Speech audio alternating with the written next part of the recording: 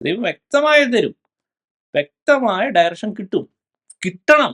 ആ ഒരു ലെവലിലോട്ട് നമ്മുടെ ആത്മാവിന്റെ അവസ്ഥയെ അപ്ലിഫ്റ്റ് ചെയ്ത് ആഗ്രഹത്തോടെ പ്രാർത്ഥിച്ചാൽ, അല്ല, ഞാൻ വിശ്വസിക്കുന്നു ഈ വചനങ്ങൾ കേൾക്കുന്ന ആൾക്കാർ ജസ്റ്റ് ഒരു കോൾഡ് ആയിട്ടുള്ള ആൾക്കാരൊന്നുമല്ല.